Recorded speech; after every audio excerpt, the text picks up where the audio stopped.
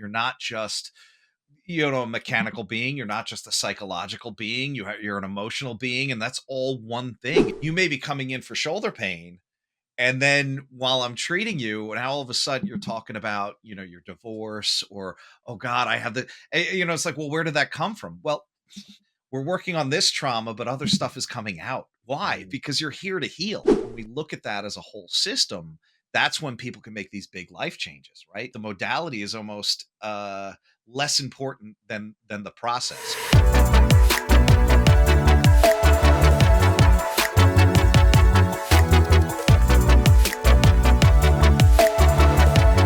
Welcome to episode 67 of Super States, Practices of Transformation with me, your host, Joshua Peters. Super States explores the crossroad of trance states and the huge variety of ways you can access that with both personal or professional growth. In each episode, we talk to world-class experts, industry leaders, and revolutionary thinkers, people who share with us the latest information and tools along with their own personal stories, inspiring us on our journeys. Make sure to subscribe to the podcast through your favorite host or on YouTube so that you can stay up to date with new episodes. If you enjoy this show, please give me a 5-star review. That's the best way to help the show grow. My guest this week is Dr. Tom Ingegno. Dr. Tom is an acupuncturist with over 23 years of experience in the field of acupuncture and Chinese medicine. As the founder of Charm City Integrative Health in Baltimore, Maryland, he's dedicated to improving health through a variety of modalities that reduce inflammation, enhance circulation, and ultimately regulate the autonomic nervous system. Let's get ready to explore the ancient practice of acupuncture on this episode today, integrating ancient practices for modern health with Dr. Tom Ingegno.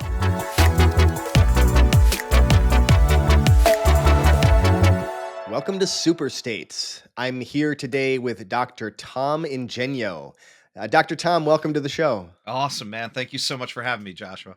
I'm excited to have this conversation. Dr. Tom, tell us what you do and how that makes an impact on people. First and foremost, by trade, I'm an acupuncturist. My doctorate's in acupuncture and Chinese medicine. I've been practicing about 23 years. I opened a clinic we call Charm City Integrative Health down here in Baltimore, Maryland. Charm City is our moniker for the city. In 2016, and our idea was to improve people's health by doing services and modalities that reduce inflammation, improve circulation, and big, and I think relevant to this a little bit, is regulate the autonomic nervous system, get you out of fight or flight, push you into rest and digest, and give you that relaxed mental clarity. Yeah, that's pretty much most of the time the problem with just about anything is we're stuck in that fight or flight response. Yeah. It's funny. There's an author. His name is Doug Brackman, and he wrote a book called Driven. Right. These are for the people. And when I read it, I actually had a conversation with him. I said, well, I think I'm just a normal guy. He goes, no, you're driven. Within 10 minutes, it's like an ADHD thing. He's got genes that he says you can go pull your 23andMe raw data and you can plug it in and look. And when I read the book, I was like, oh no, this is absolutely me, because even in the forward, if you're driven, you're probably reading this with the TV on, sitting next to your partner, and they're yelling at you, why are you doing 3 things at once? And I like, my wife like literally said to me, you're trying to read with the TV on. And I showed her that paragraph. It's highlighted in the book. But one of the things that he presents is this overdeveloped part of our brain, the amygdala, where we're every stick is a snake, right? It's like everything we see is a possible danger. And I can't think of a better analogy for modern life, right? Whether we're conditioned by advertisement, media, news, that like, oh, something's going to kill you, or we've, made a paper tiger where it's like, oh, if I don't get this done, my boss is going to kill me. Our brain goes, no, you're going to die. Right. You're 100% in. And when you're stuck like that, your body's not functioning the way it should. Your mind is not functioning the way it should. Yeah. Now, Dr. Tom, I find most people kind of get into these different type of healing modalities Mhm. through a process. Yeah. Give us your backstory. Like, how'd you So get to this? I love talking about it. I've talked to so many people where they're like, "Oh my god, I had this like massive revelation, or I've had this life-changing experience, or I conquered this disease." And I'm like, "Hey, look, I just got these little nudges along the way, and it was such a serendipitous course of events that like I couldn't have changed that." But like everything from my grandfather being a pharmacist and him having problems with like the cost of certain medications for certain patients, right? He goes, "There's got to be a better way. There's got to be a better way." And this is a guy that like, God, wow, it sounds so bad, but he sells drugs for a living, and he's like, "No, there's got to be a better way."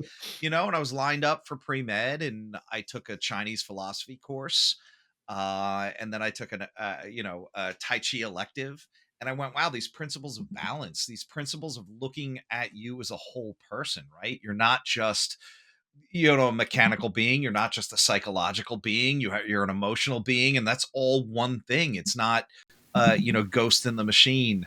The ghost is the machine. The machine is the ghost. And when you tease those apart, and I don't disagree with Western medicine when it does that, but you kind of miss the forest through the trees, as they say, right? You're Hmm. too busy looking right here when you need to look at everything all together.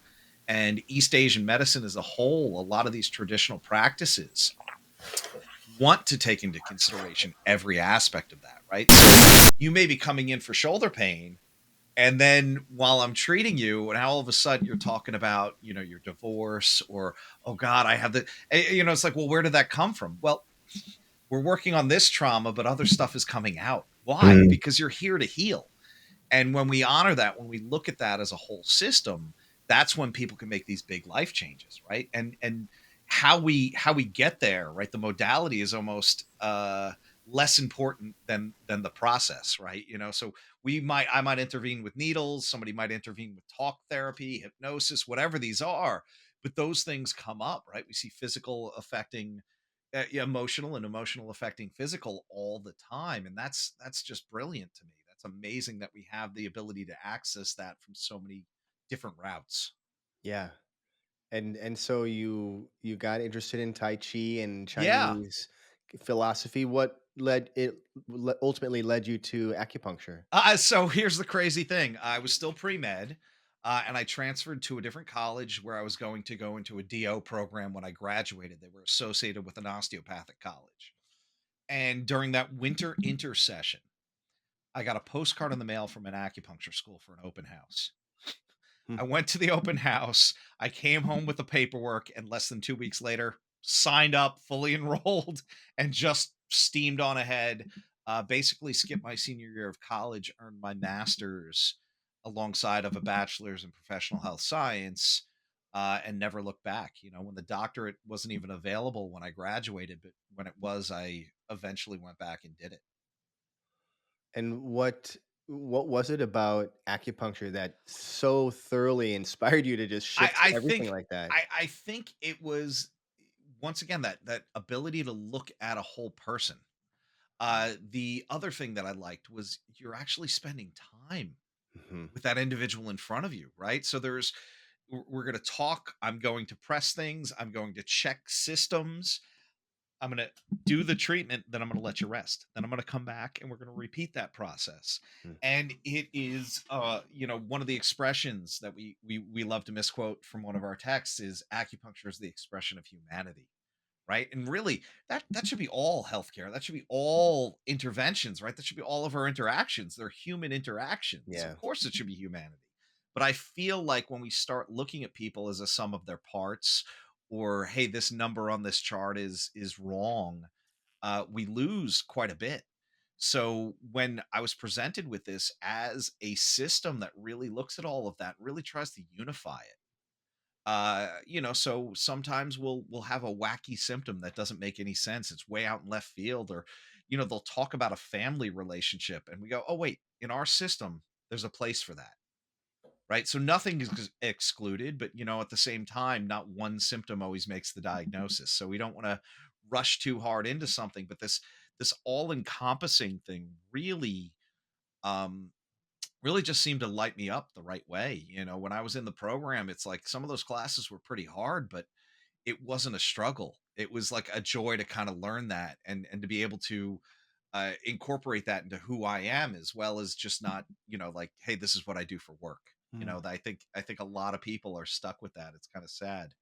This is my job. This is who I am. But acupuncturists, we tend to integrate that into ourselves. yeah. So you've been doing this for how long? 23 years. I started school in 97 or 98. So Uh-huh. you want to add that in, it's about a quarter century now. Okay. Yeah. So 23 years. And as I understand, you have more interests outside of just purely acupuncture. Well, I really want to understand how I work, right? And I think that's an interesting thing. They always joke that you're going into mental health because you want to figure out what's wrong with you, right? Yeah. Um, but this real curiosity about who we are as humans, how why do we exist, right? I mean, the whole thing's absurd. It'd be easier not to.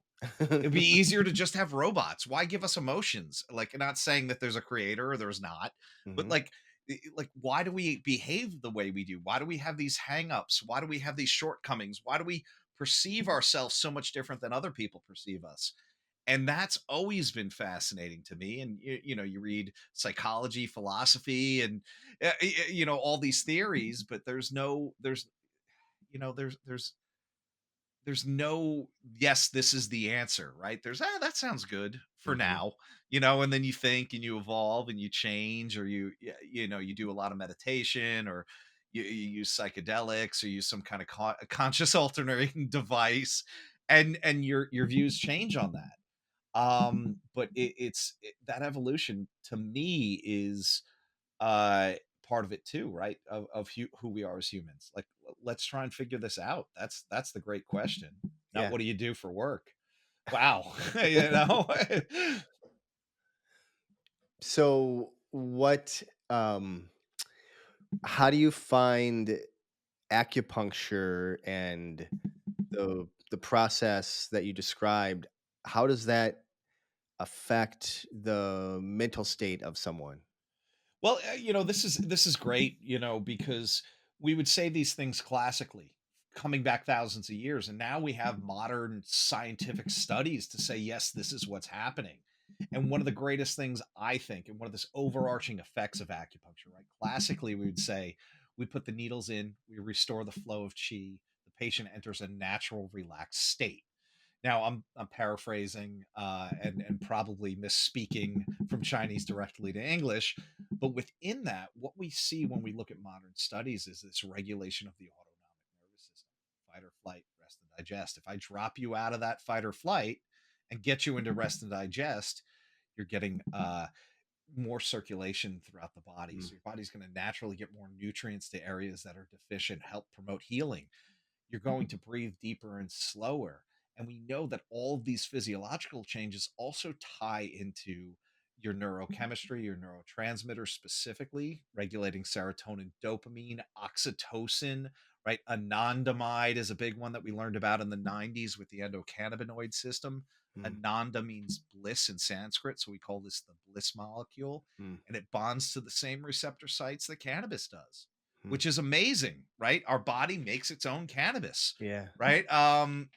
So people will leave the office, whether or not they're coming in for something physical, something emotional, but they'll leave a little floaty, they'll leave a little out there, they'll leave a little bit more grounded sometimes too. You might go in either direction. Hmm. But within that, we've changed their mental state.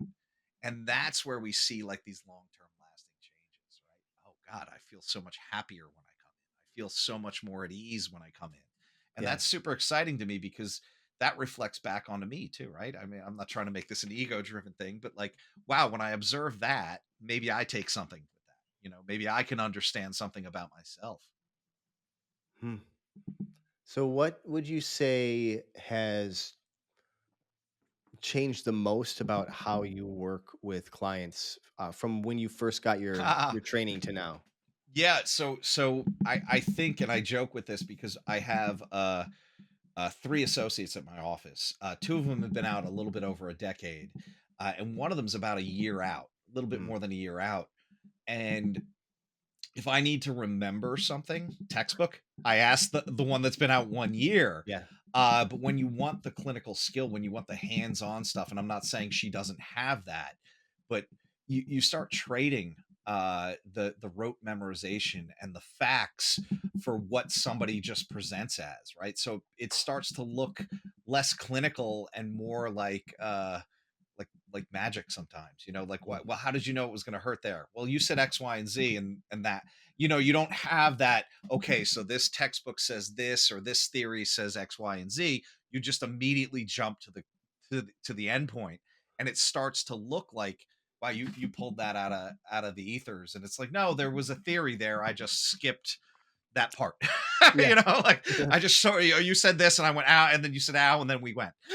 you know and it looks like magic sometimes, but it is years of conditioning and training in a system that has so many different inputs, that like you're constantly weighing those little micro pieces of information out, in the same way, I think, and I don't want to speak for hypnosis because I don't do hypnosis, but Mhm. like, oh, you're keying in on, hey, look, they look that way when this happened, or I'm mirroring them now because they're saying something like this, and trying to pull certain information out, or read that information that's being presented to you in Mhm. so many different ways. And I think that's such a cool thing, where it's like, well, I pressed here on your belly, and I can tell you that you're not sleeping. Well, you poked me in the belly, and now I'm not sleeping. How does that work? Oh, well, because this system goes here, and that da, da, da, da. And then you can explain it, but without that explanation, it does look occult, or out Sure. there.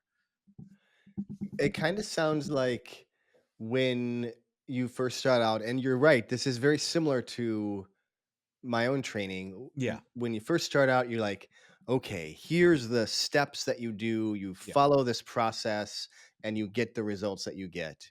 yeah.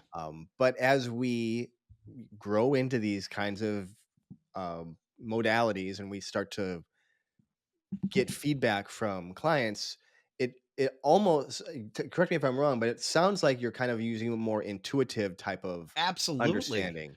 Trading in that rote memorization, or that here's the script, Hmm. for that intuition, right? That's where things look magical, because look, you have 100 people that come in with back pain, and you don't end up doing the same thing on any one of them.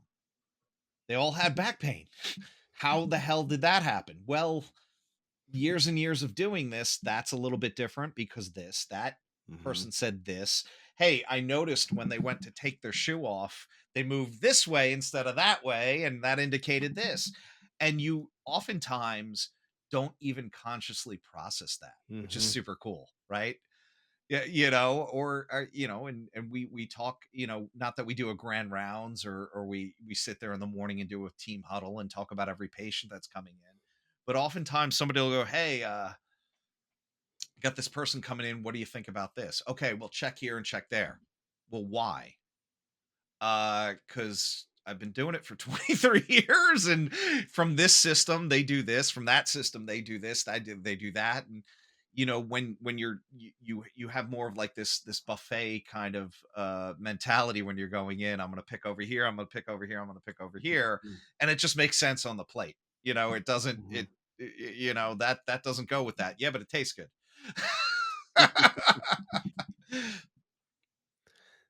I know that one of your interests is cupping, Yeah, and I know that because you told me that you just wrote a book. I can see the book yeah. up behind you Up there. up behind me, that was Yeah. that was the best thing the publishing company sent me, was that little plaque. uh, Describe to me what cupping is and how it relates back to acupuncture. So, cupping is actually a borrowed technique in Chinese medicine. So, cupping probably comes from ancient Egypt, Persia, or Greece, going back older than acupuncture as a formalized system. And it involves using a cup, a buffalo horn, clay cup, a piece of bamboo, anything that can make a seal, and getting the oxygen out of there to create a vacuum, right? So today we can use silicone to actually like squeeze out the air. We can use pumps that have like a little plastic valve. Traditionally, it was used. We used fire to burn the oxygen out, and and I recommend that for clinics, not for home use. This book is written for home use, so I talk about the different types of plastic cups in there. But in about 300 AD, a Chinese acupuncturist, an acupuncture physician, said, look, I know a lot of people are using this in their homes. I know a lot of other doctors feel like this is beneath them, but there's real clinical value here. So we should start using it. So Mm. that's kind of how cupping got associated with acupuncture. But really, it traveled globally pretty early on. And the weird thing to me is in South America, they were doing cupping about as long as they were doing it in like we'll call it the Western world, or the East, Mm. but not necessarily a connection there. So was it this coevolution of an idea? Was there some exchange that we just lost in throughout time? Yeah. But one of the things that I loved is when I was teaching at a school in Manhattan, an acupuncture school. Whenever we brought up cupping, they would say grandma used to do this. Didn't Mm. matter where they were from, what country of origin, everybody, Africa, Russia, Asia, all over Europe. And there were slight variations to how they did it. So it was interesting to me that like it was always done. It always seemed to be grandma. That was your family healer. And some of them would pass it on and they'd say, oh, we do it this way in Italy. We do it this way in Syria. We do it this way in Egypt. Mm. Yeah, and it was a beautiful thing because it was living and breathing to them. Yeah. It was like, wow, here's a modality that's been in everybody's hands for thousands of years, and it has benefit, right? We can use it for musculoskeletal pain, we can use it for respiratory disorders, digestive disorders, and it is so low tech that Mm. it seemed natural for me to write a book. If my mission is to help the lives of people and improve their health, well, what can I put in their hands pretty quickly? Oh, hopefully you pick up the book, read it in a couple of hours. You go on eBay, Amazon, buy a set of silicone cups, or we talk about like six different styles of cups in that book that are safe and easy to use. Go buy what fits your budget, read the book, and give it a go. It's relatively safe. You're not going to hurt yourself, and hopefully you can help some people. Yeah. Describe the what cupping actually is, because there's probably people that are Yeah, yeah, that yeah. are audience So members that are so like, I don't know what you're gonna drink a yeah, cup? I What's jump the the deal gun here? sometimes there, but we apply these cups via suction, right? So they're sucking the skin up into the cup, right? And this is where people see the perfectly circular bruises. Um, that's the capillaries at the surface of the skin breaking. It shouldn't hurt. It shouldn't be that intense. It just looks intense. It should be pretty relaxing, actually. But within that, what's happening is we're pulling fresh blood through that tissue. So when we're talking about musculoskeletal pain, a lot of times we're not getting good circulation through there. So there's some inflammation. Those muscles are tight. There's knots there. And this blood kind of gets pulled through it and it flushes the tissue out. So we get metabolic waste out. We get lactic acid if it's from working out. Cytokines is an inflammatory marker. We flush that tissue out. We pull fresh blood in there that has the oxygen and nutrients. So it kind of relaxes and helps heal that tissue. Now, when the cups come off and that bruise is there, we get this long term effect because your body has to go back and send more blood to there to repair those little capillaries that are broken. So the bruise shouldn't hurt at all, but that cleanup goes on for about a week or so. So we Mm. continue bathing that area in fresh blood to keep that healing going. So really low tech, but really demonstrated an advanced knowledge of physiology. Yeah, it's kind of amazing that it's that old. So, I just blanked on my question I was just gonna ask you. Oh, as far as acupuncture goes, Yeah, I think there's I mean, I've done acupuncture. I yeah, love yeah, it. It feels so yeah, relaxing, and, also, sometimes there's a lot of sensation there. yeah, yeah. What would you say is most misunderstood about acupuncture when, Yeah. working with somebody new? It's interesting because there. Well, first of all, I think people think that they're like one of the things that I hear a lot is I believe in that or I don't believe in that. And it's Mm. like, well, this isn't Santa Claus. One of the things that I say is, and this upsets some other practitioners, and it's not a shot at them, If we look at the Cochrane database, which is one of the major databases that we pull research off of, Hmm. we look at the systematic reviews, that's overviews of all the studies on a particular topic. Acupuncture has more of them than physical therapy and chiropractic put together. I refer to physical therapists, I go to chiropractors. I appreciate both their fields. I'm not knocking them, but this was all an attempt in large case to disprove what acupuncture was claiming. Hmm. And what they ended up doing was not only reinforcing what we were saying, they're saying, no, actually, it does do that. They were giving us some Western patho or physiological methods of action that this is happening. So now we can kind of talk a little bit Eastern Western and go, well, we say this classically, and what does that mean during modern times? Mm. Now you mentioned sensations that come up, and that's going to vary differently from practitioner to practitioner because this is another area that people don't know. Externally, patient lays down, you put needles in them. Well, how we get to there, the technique we use, the size of the needles, the number of needles we use, all comes down to these particular systems and styles that evolved over thousands of years. So China has tons of family systems. Traditional Chinese medicine is probably the biggest one practiced worldwide, but Japan has systems, Korea has systems, Vietnam has systems. Vietnam actually gave France a system because of, well, the colonizing, but Mm. uh, back and forth, there was an exchange of education and research, right? We even have modern techniques that came about when Western medicine started to get introduced into Asia and vice versa. So techniques come and go. This is a living, breathing thing. So that practitioner that you go see is going to treat very differently from every other practitioner because their experience is different, their training is different, they're borrowing from different sources. And that doesn't make it weaker, that actually makes it stronger. Now, it's a pain in the ass to have a conversation with another acupuncturist, I'll tell you that, because I'll say something, they'll go like, "Oh, I don't do that stuff." Okay, Yeah. well, you're aware of it, right? Yes. Okay, well, this is what happens. Okay, well, all right, but I would do this. All right. So you're a patient, you can do that, you Hmm. know. But those nuanced differences that you don't see externally are things that, in the field will fight about, sometimes a little bit too publicly, but you know, little things, variations of style, we'll call them. Yeah. I think that is so interesting, the science behind things. Hmm. I have a friend who is an acupuncturist, Yeah. and he was trained by a master on how to use acupuncture to help people with strokes. Yeah, yeah. And I was talking with him, and I said, because he's a little bit struggling in his business. Like, how can we Yeah. find more clients? Like, well, do you go out to doctors? Do you network with doctors? And what he said was, well, doctors don't think this is real. Mm.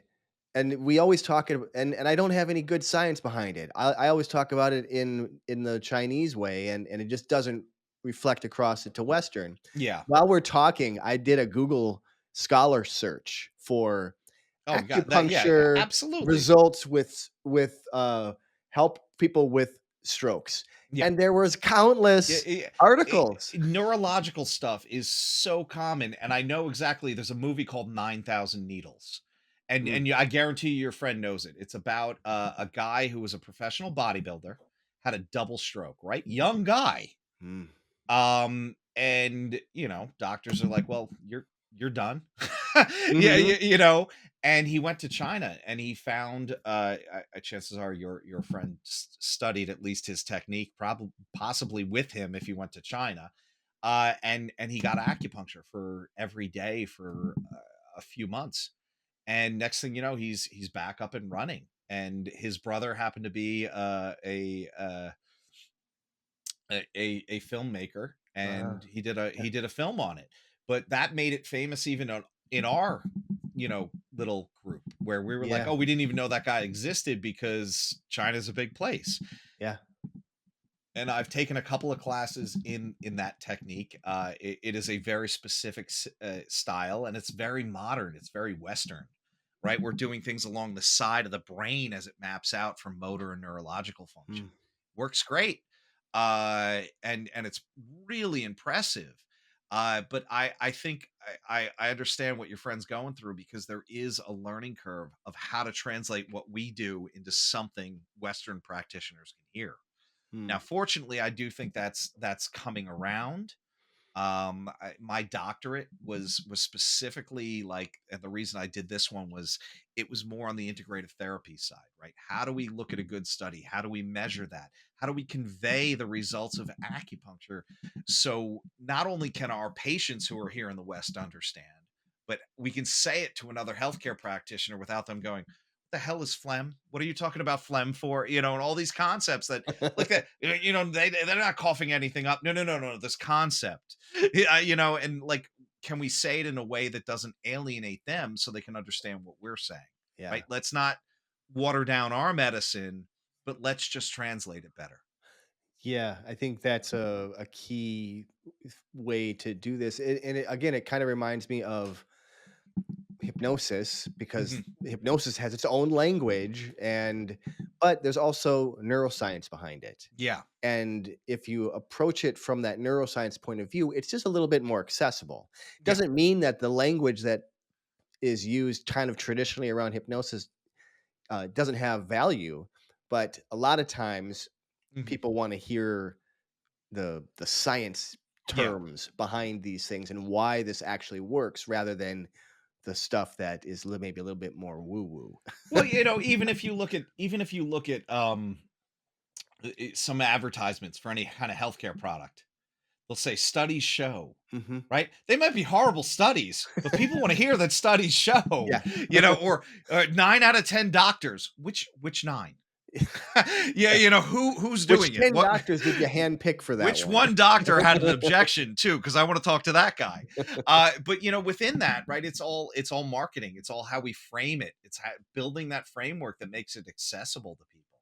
And I think that's a big thing. I guarantee you now, your friend would have an easier time talking to physicians about it than they would have when I started 20 years ago. Sure. Right? Yeah. I had people saying, "Oh, I don't know if they reuse their needles. You might get hepatitis." And I'm like, "What, are you kidding me? We got 20 years before I started, it was single use disposable needles." Like that, how is that? And now, for reference, 6 months ago, I spoke to University of Maryland medical students about acupuncture. Why? Because they're also looking at a system that is not working and serving patients the best, and Yeah. they want other options outside of that system. So I think this is a great time for, I don't want to call us outliers, but people are looking for solutions, and they're willing to look at things that are like probably outside of their normal scope. And Yeah. that includes hypnosis, that includes acupuncture, that includes even things that are even further out there, energy medicine, Hmm. EFT, you know and there's value in all of them, especially if the person receiving that sees the value in it. Like, Yeah. if they perceive value, it has some meaning to them. Yeah. For sure. I mean, it makes me it relates. Darn it, I just lost my train of thought there. But there was you were talking about uh I totally lost my train of thought. That's all right. So based on your experience, both Yeah. with acupuncture, with cupping, kind of with the different things that you're talking about, what is a practical way someone might use these techniques? So we could talk about cupping, since that's the book that you Yeah, have, yeah, and you yeah, say you yeah. can Why do that not? at home. I What are the I kinds of think things that somebody might want to use that for? I think the number one things are those daily aches and pains, right? I can say there's a ton of research on low back pain, neck and shoulder pain. And yeah, 80% of the population globally is supposed to have low back pain at some point in their time. Not everybody needs an intervention as big as shots or surgery, but if you feel you some strain in your back and it feels like it's within your limits, rather than reaching for an Advil or a Tylenol, reading this book, having somebody help you put cups on your back, and seeing how you feel, getting circulation through that tissue, is a non-drug intervention that is worth it. Now, maybe it's a little bit too far gone for you. Maybe it's a little bit stronger than that. Yes, of course, seek licensed healthcare practitioners. I'm Mm. never going to say not to do that. But within that, if you can take care of some of those bumps and bruises before you need to go to the doctor, hopefully you're sidestepping a longer, more complicated problem, but you're keeping yourself up and running and healthy for longer too, which is, the name of the game. An ounce of prevention is worth a pound of cure. Mhm. I remembered what I was gonna ask you, Okay, go. Yeah. and it's really more about more of a comment. Yeah. It kinda comes back to way back when you first were starting this conversation around how you wanted to spend more time with people, Mhm. and I think that this is a big issue in Western medicine, how fast we just try to push people through, and you get like a 5-minute visit with your doctor. And the Western idea is this is about the medicine. This is about the treatment. Yeah. Yeah. But the truth is this is a relationship, and when you are able to build a relationship with your healer, your doctor, whatever, Mhm. your acupuncturist, your hypnotist, Yeah. that's when you actually have results, when because it's not about that treatment, it's about the belief in each other, and like the Yeah. support and the And the connection. trust and all of it. Yeah. That human interaction. Yeah. Yeah. Yeah, and I think for what it's worth, I do feel like Western medicine is seeing the writing on the wall, right? They're not getting the outcomes that they would. Why? We changed the number on the paper, but the patient still doesn't feel good. Yeah, yeah, we or eh, there's nothing wrong in we did the imaging, we did the blood work. I think it's all in this person's head. I got nothing for them. Right? Yeah. How often does that happen, right? And then they're immediately calling somebody like us Mhm, because it's not substantial enough of an issue, right? mhm, And it's interesting to me that the root of the word doctor is docere, which means to teach. Yet, if you're going into the major medical system and going through that route, you've got 8 minutes. You got 8 minutes to blast out your symptoms. That doctor is going to hand you a script for a drug or send you somewhere for imaging or blood work. mm, And then you're going to come back and have another 8 minutes, at which point they're going to tell you, hey, here's what's going on. And while that may be looking at the symptom, it's not addressing the whole picture. And it's not addressing that person as a full human. And that's where we see those outcomes fall. God, there was a weird study that was using Reddit, right? It's called Ask a Doctor is the subreddit. okay. And I love this one because I talk about AI a lot because I think I'm hoping it's coming for all our jobs. I would love to not have to do anything. Uh, but within that, right, the people will go on and present their symptoms and ask, hey, what's going on? And real live doctors will answer. Well, they set AI loose on it. And then what they did was they compared the results, what the AI said versus what the doctor said. Mm, Now, here's the crazy part. Not only was AI like 75% more accurate, the way they programmed the AI, it was perceived at like 80 something more percent more compassionate, mhm, right? So they faked it, right? And in this case, I see why AI has the advantage. Doctors have been trained and programmed, to get somebody in, get the information, get them the hell out the door. yeah, Where for AI, for me to go, oh my God, I'm so sorry to hear you're going through this. Da, da, da," it doesn't even have to think; it just spits that out, right? yeah, And it looks human. It looks compassionate. They did not tell these people that they were getting an AI response, but it in this little experiment, in this little study, it it just looked so much better than the doctors, the actual physical human beings. And that's because they're not trained. They don't have the time to have that relationship, yeah, and I think mhm. we're really missing that, but that's where we get to step up and do that. It You're on my table for an hour. yeah, and it makes me I mean, how more effective would an 8-minute doctor be if they opened that conversation with Yeah. a sentence that reflected empathy? Yeah. "Oh my god, I'm so sorry you're going through this," or, "Oh, I've personally dealt with something similar," Yeah. and have that That's really bond. hard. It's really hard, and I'm not even blaming the physicians. Yeah. It is the system that's in place that has them moving people through like cattle. So I think when we start to see this, and I'm excited for the younger doctors. I'm excited for this rise of functional medicine. Why? Because functional medicine, it's not high volume. Why? Mm. I have a friend of mine that does concierge medicine. He goes, my first intake was 4 hours. And I go, "Oh, dude, I don't want to talk to anybody for 4 hours." But like, why? You're gonna get an EKG. Nothing's wrong with my heart. Yeah, we're just gonna make sure. Yeah, so some of it might sound excessive, but hey, do you know we have these preventative screenings that your regular doctor doesn't even have time to talk to you about? Yeah.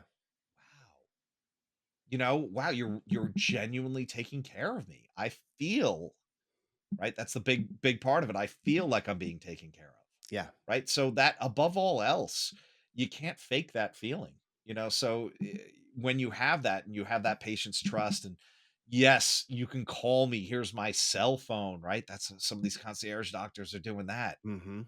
Whoa, that's mind blowing. So I am hopeful for that, and as our technology gets better and as we have better blood work and better measurements, and that's all going to be supported by this convergent of AI and everything we know now, but those people are going to get even better outcomes and better results and have more time to interact with their practitioners too, which is just so amazing. Yeah. If somebody is interested in acupuncture or Yeah. in cupping, is there anything that they need to be aware of, like before they do this? Any kind of Yeah. risks or anything they should Yeah. know? So acupuncture, hands down, only see a licensed acupuncturist. I shouldn't say only licensed acupuncturists. There are some MDs that are certified in acupuncture. Those are fewer and harder to come by. Somebody that has that LAC after their name, their letters, their DACM or their MSOM, or there's about 20 of those. Just make sure that they're licensed by the state that they're practicing in. I think there's only like 5 or 6 states that don't have licensure yet, but make sure that they went to an appropriate acupuncture Mm. school. Cupping is a weird one because, like I said, it's not Chinese in origin. Yes, you want to make sure your practitioner was trained. But if you pick up my book and you use some silicone cups or some pump based cups that are not using fire, you're not going to be worried about glass breaking. You can do it at home. And it's grandma's medicine. I want to return it to the hands of people and their families, give it back to them, and let them run with it. And that's what the book was written for. It was meant to be a quick read, and then okay, I've got the basics. Now let's practice. Mm. And I also know, just because we were talking before we Yeah, started yeah, recording here, that you have a wide interest in all kinds of things, yeah, including uh, altered states of consciousness and yeah. consciousness in general. What's making you excited about the future in relation to It consciousness it and is altered it is states? like let me say, first of all, when we say consciousness, I think everyone immediately goes psychedelics, right? I've done a lot of research on psychedelics. I have limited experience. I do have some experience with taking them for myself. It's more interesting to me what happens in the brain and this idea of what makes us, right?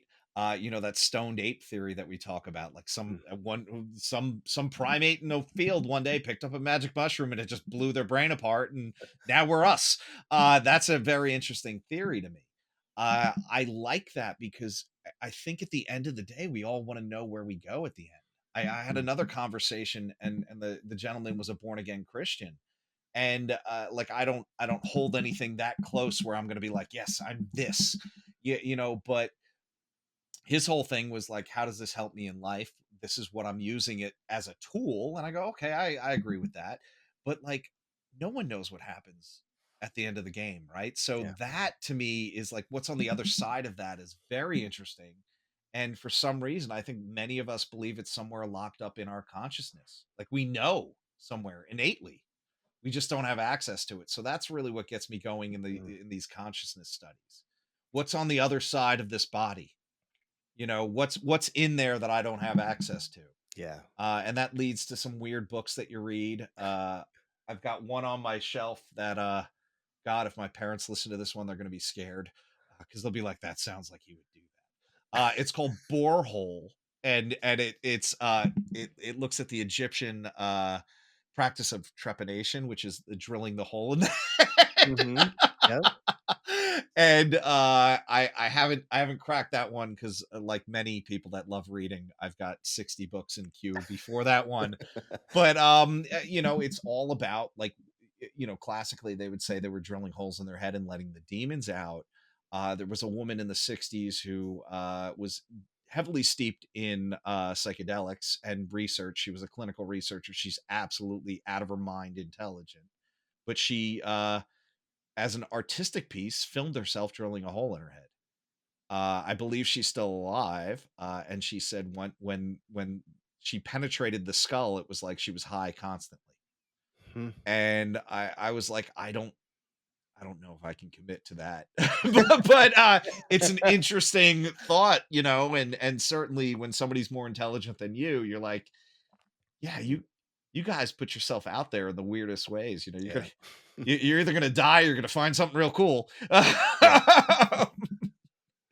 I ran across this uh, reel the other day, Mhm, and it was about lemurs mhm. and millipedes. So there's these big long millipedes in the jungle that are highly poisonous. Yeah. So they just can kind of go wherever they want, and nothing's going to bother them. But lemurs have found that if you take them and you rub them on on your fur, it it makes it's a insect repellent. Wow. And so it Okay. keeps insects away from them. And then they also learned that if you just give it a little nip, just a tiny little nip, it gets them really high. Yeah, And yeah, and that the that's great. millipedes are relatively unharmed, and the lemurs just kinda hang out in the trees. It it So, it it it's is not just so a stoned amazing. ape theory. Well, I mean, those are lesser primates, but yeah, I mean, even dolphins, especially the younger ones, will play with pufferfish that Yeah, has, so it's very funny that like, I remember a vet saying dogs don't like to be high, right? And I think he was trying to convince some kids not to blow weed in their face. sure. But like, there's plenty of animals in the animal kingdom that actually do, like elephants eat rotten fruit to get drunk. Yeah, Yeah, yeah, so, altering your consciousness to see what's on the other side of that is just, I mean, it makes sense, whether that's with a device that pumps electromagnetic fields around your cranium or, a mushroom you found in the woods. This is not, if you don't know what you're doing, please don't just grab a mushroom out of the woods.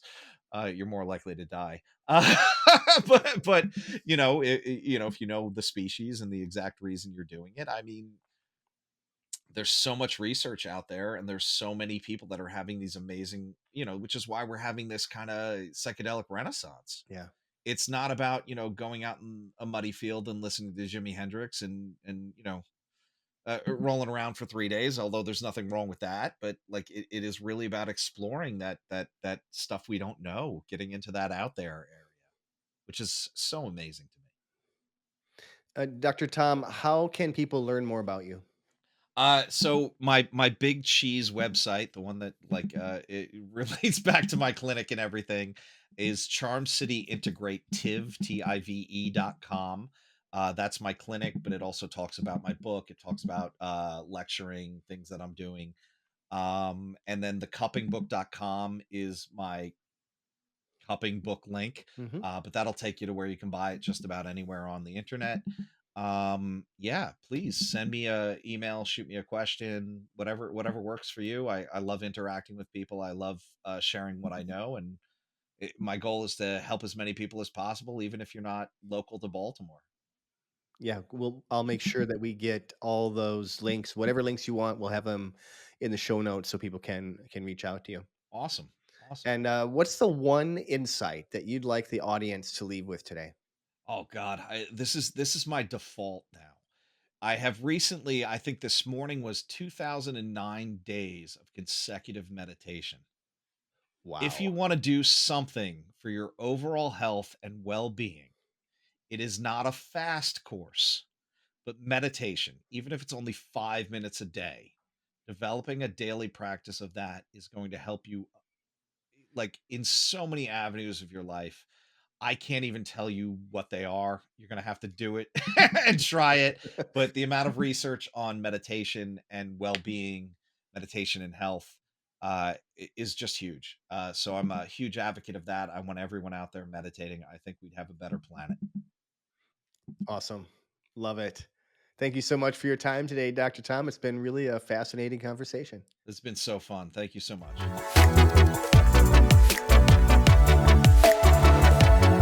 Hey there. If you feel like something holds you back from reaching your true potential, listen up. I've got something incredible to share with you. I'm offering a free 7-day email program that helps you break through those blocks to get to the unshakable confidence and success that you deserve. Imagine starting each day with a clear mind, a strong sense of purpose, and the confidence to go after whatever it is that you truly want. This program guides you through a powerful process to uncover and then eliminate the root causes of your limitations. You receive daily emails with practical steps, immersive audio exercises, and techniques that help you rewrite your personal story. As your expert coach, I am there to support you every step of the way. Now, people have used this program to remove old triggers and create a new empowering mindset, or others have used it to remove resistance to taking certain actions. You can have these same kind of results or something different. If you feel ready to break free from what holds you back, the fears, the worries, the anxieties, those old patterns, whatever they are, and you're ready to embrace a life of confidence and fulfillment, go to xfactorhypnosis.com/transform. It's completely free and you gain a more empowered you. You can use the link in the show notes or just type xfactorhypnosis.com/transform into your favorite browser. Thanks for listening. And remember, stay curious, keep growing, and embrace your transformation.